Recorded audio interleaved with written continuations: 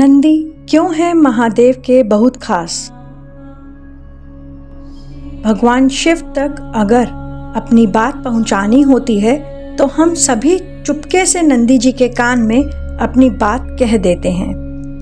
लेकिन आपने कभी सोचा है कि नंदी और महादेव में ऐसा क्या संबंध है जो नंदी जी हमेशा भगवान शिव के आसपास ही होते हैं?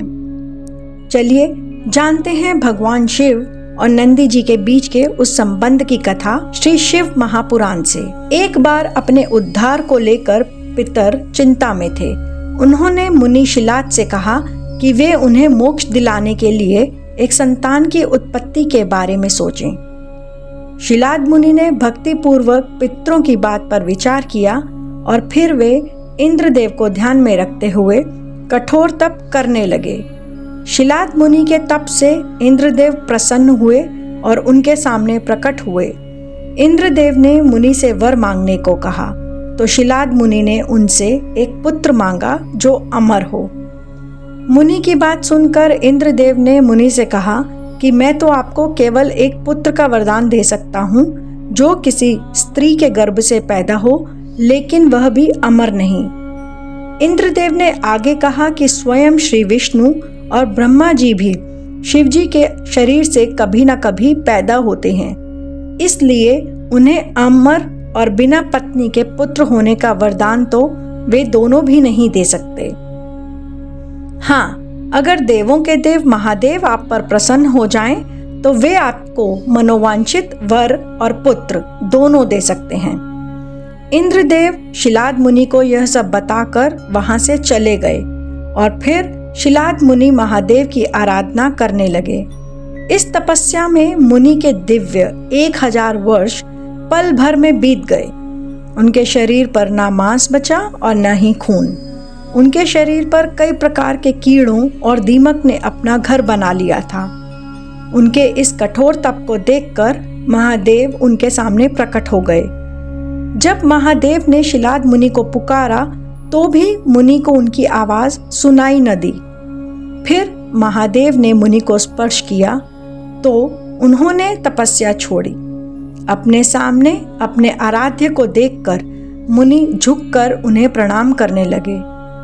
फिर महादेव ने उन्हें कहा कि वे उन्हें वर देना चाहते हैं।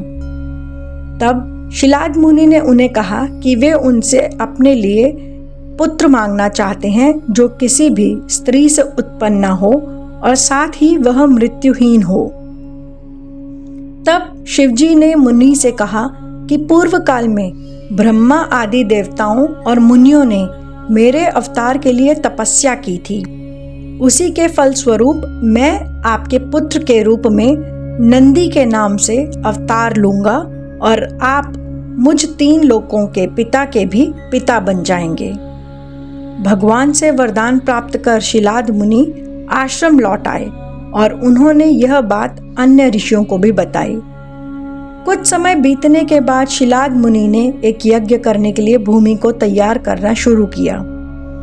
उसी समय शिलाद मुनि के शरीर से 3 नेत्रों और 4 भुजाओं के साथ एक पुत्र प्रकट हुआ। उस समय वहां का वातावरण बहुत आनंदमय हो गया था। मेघों से वर्षा होने लगी। सभी गंधर्व और किन्नर गीत गाने लगे। विष्णु, ब्रह्मा, शिव और माता अंबिका सभी वहां उपस्थित हुए।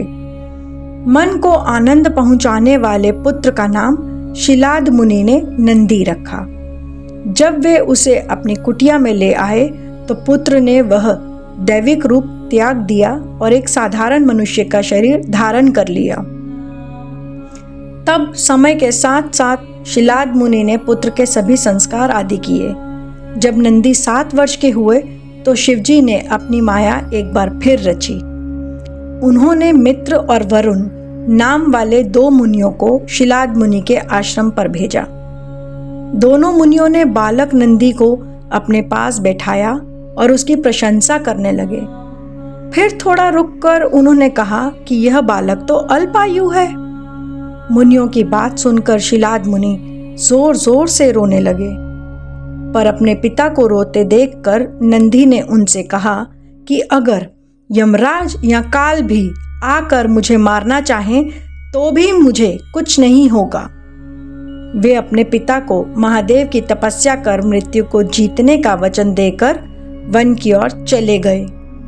नंदी वन में असाध्य तप करने के लिए त्र्यंबक देव का ध्यान कर रुद्र मंत्र का जाप करने लगे। जप में लीन अपने ही अंश अवतार को देखकर महादेव देवी पार्वती के साथ वहां पर प्रकट हुए। उन्होंने बालक नंदी को देखकर कहा कि तुम्हें तो मृत्यु का भय होना ही नहीं चाहिए। मैंने ही उन दोनों मुनियों को वहां भेजा था। मैं तुम्हें वर देता हूं कि अब से तुम अपने पिता और सज्जनों के साथ अमर अजर दुख से रहित हो। साथ ही नंदी तुम मेरे परम प्रिय गणपति हो।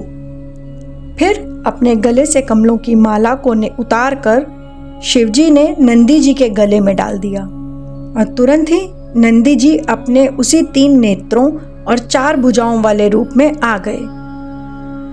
फिर क्या था, भगवान शिव ने अपने परम प्रिय नंदी को गणाध्यक्ष बनाया और ब्रह्मा विष्णु सहित सभी ने उनका अभिषेक किया।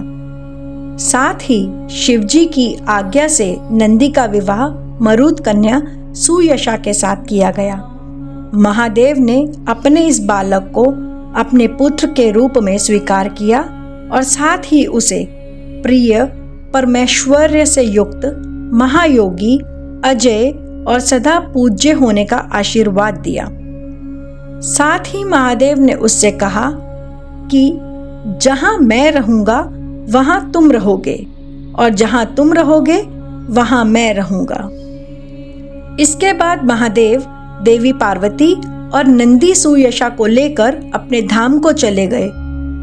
तो इस प्रकार महादेव ने अपने ही अंश को शिलाद मुनि के शरीर से उत्पन्न करवाया और फिर उसे हमेशा के लिए अपने साथ रख लिया।